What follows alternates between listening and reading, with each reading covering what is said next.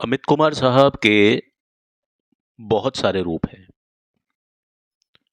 वो एक playback singer तब होते हैं जब वो रिकॉर्डिंग बूथ में होते हैं। जब वो रिकॉर्डिंग बूथ से अलग जब अपने स्टेज शो करते हैं तो वो एंटरटेनर ज़्यादा होते हैं, एंकर ज़्यादा होते हैं बजाय सिंगर के। ये एक फ़र्क है जो उनको दूसरे लोगों से अलग बनाता है।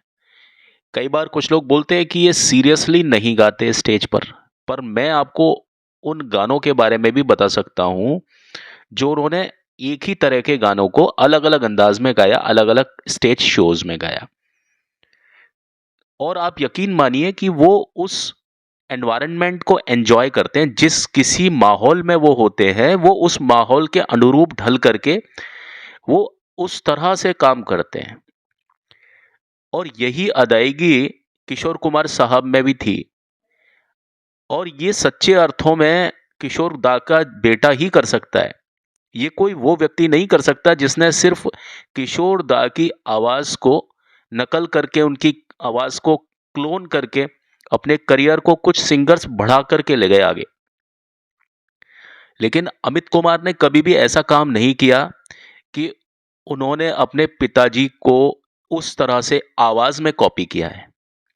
हाँ, उन्होंने अपने पिताजी के अंदाज़ को कॉपी किया है। अंदाज़ को कोई और दूसरा सिंगर कॉपी नहीं कर पाया। जिस तरह से अमित कुमार किशोर कुमार की आवाज़ को कॉपी नहीं कर पाए। तो दूसरे सिंगर्स में और अमित कुमार में फ़र्क ये है कि अमित कुमार की जो आवाज़ है वो अपने पिताजी की तरह ही है, बिल्कुल पिताजी की तरह है। कई बार जब डिमांड आती है तो अमित कुमार अपने पिता की आवाज़ की तरह ही गाते हैं। कई शोज़ ऐसे हुए थे, कुछ एक कैसेट ऐसी निकली थी पहले सुनहरे पल के नाम से, आज से करीब 25 साल पुरानी बात बता रहा हूँ। 25 से भी ज़्यादा समय हो गया। और सोनी के कुछ शोज़ हुआ करते थे जिसमें एक-एक सिंगर को बुलाया जाता था। अगर आप उसमें किशोर दा के गानों को अमित कुमार की आवाज़ में सुनना चाहें तो आपको ऐसा लगेगा ही नहीं कि ये किशोर दा नहीं गा रहे हैं। तो अमित कुमार माहौल के हिसाब से, डायरेक्शन के हिसाब से वो चीज़ों को करते हैं। अब जो लोग नहीं समझते इन बातों को, या जो लोग पहुंचना नहीं चाहते, या जो लोग सिर्फ हाँ या ना तक चलते हैं, कुछ लोगों की आदत होती है कि जो किसी इंसान पर खामखा आरोप लगाता है, ऐसे लोग खास तौर पर खेमेबाजियों में बटे होते हैं।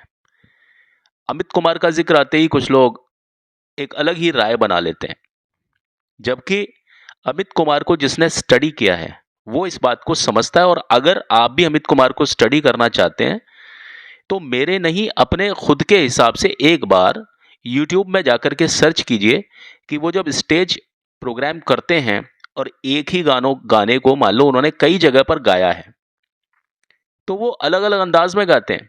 कई जगह वो सीरियस हो जाते हैं, कई जगह पर वो बहुत खिलंदड़ किस्म के इंसान नजर आते हैं। तो उनकी ये अदाकारी क्यों है, इस तरह से वो क्यों है, वो ऐसे यूं हैं कि वो हर पल अपने पिता के साथ रहते हैं। ये उनमें एक खास बात है।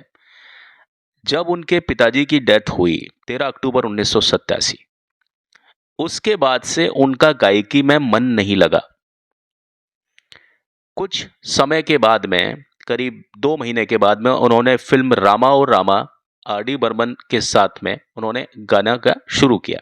वो गाना था रामा ओ रामा तूने ये कैसी दुनिया बनाई, लू नाम तेरा दू में दुहाई। वो रामा ओ रामा जो आसिफ साहब की फिल्म जो थी, आसिफ शेख जो कि भाभी जी घर पर हैं, उसमें जो बन के आते हैं, जो तो विभूति नारायण जो बन के आते हैं, उनकी जो पहली फिल्म थी रामा ओ रामा, उसमें उन्होंने उनको आवाज दी थी। और वो साल वही था जिस साल किशोर कुमार की डेथ हुई थी। 1987 को ये फिल्म बनने शुरू हुई थी और उसके बाद में ये फिल्म 1988-89 तक पर्दे पर आ गई। इस फिल्म को किसी ने नोटिस नहीं किया। एक समय वो भी आया कि जब अमित कुमार की आवाज़ को लक्ष्मीकांत प्यारेलाल और इन सभी जो म्यूजिक डायरेक्टर्स ने एक वोट ऑफ सिंपैथी पहुंचा अमित कुमार के नाम पर, और सभी सिंगर्स की आवाज़ें उस समय चल रही थी, अमित कुमार की आवाज़ भी चल रही थी, लेकिन अमित कुमार ने अपने पिता की आवाज़ का अनुसरण नहीं किया, कभी नहीं किया। उस आवाज़ की तरह उसने अपने पिता की आवाज़ की तरह खुद की आवाज़ को कभी भी बनाने की कोशिश नहीं की। उनकी आवाज़ वैसी ही थी, उन्होंने वो नकल करने की कभी कोशिश नहीं की। जबकि दूसरे जो सिंगर्स थे, वो इस फिराक में थे कि वो किशोर दा की तरह उस समय गाएँ, क्योंकि किशोर दा एक ऐसे सिंगर रहे हैं, जिनके जाने से पूरा एक वैक्यूम क्रिएट हो गया।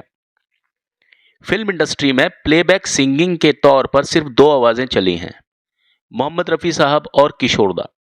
प्लेबैक 100% प्लेबैक सिंगर मैं इनको इसलिए मानता हूँ क्योंकि ये 2 सिंगर्स ऐसे रहे हैं, जिनके लिए जिनकी आवाज़ें हर एक कलाकार पर जम जाती थी, फिट हो जाती थी। राजेश खन्ना साहब पर मोहम्मद रफ़ी साहब की आवाज़ भी जमी है और किशोर दा की आवाज़ भी जमी है।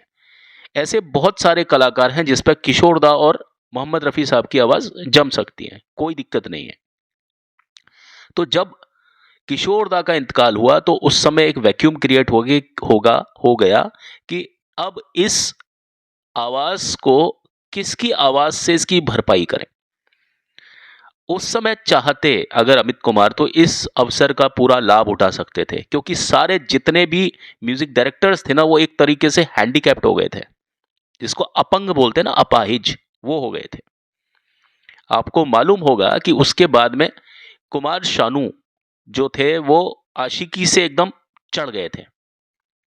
आवाज का उनका जो टोन था, आपने आशिकी में देखा या आशिकी से पहले, वो जादू नहीं था आवाज में उनके। और जितने भी उन्होंने गाने गाए थे किशोर दा की आवाज में, टी सीरीज ने पूरा माहौल खराब किया हुआ था उस समय, कि जो अच्छे अच्छे गाने थे किसी भी सिंगर्स ने गाए थे, उन गानों को वो नए सिंगर्स के द्वारा गवाते थे। उस समय इतने ज़्यादा रूल्स नहीं थे कॉपीराइट के, वरना ये चीज़ नहीं हो पाती। एक तरह से टी सीरीज़ ने अच्छा काम भी किया, मैं इसको कोई गलत काम नहीं मानता, लेकिन गलती कहाँ हुई कि उन्होंने, टी सीरीज़ वालों ने इस तरह का कोई अभियान चलाया कि पुराने जितने भी गायककार थे, वो सारे उस आंधी में चले गए, बिल्कुल गुमनाम हो गए। मैं कई बार अपनी रिश्तेदारियों में गया हुआ हूँ, जहाँ पर आज भी लोग बाग ओरिजिनल मोहम्मद रफ़ी की आवाज़ को नहीं पहचानते। अगर सोनू निगम का कोई गाना चल रहा है तो वो उसको ही रफ़ी साहब का का गाना मानते हैं।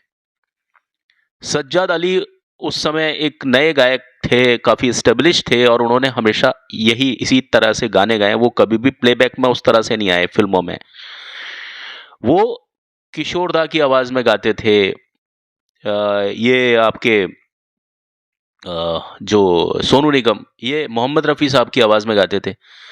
तो लोग बाग ये सोचते थे कि ये आवाज़ जो है ये रफ़ी साहब की आवाज़ है,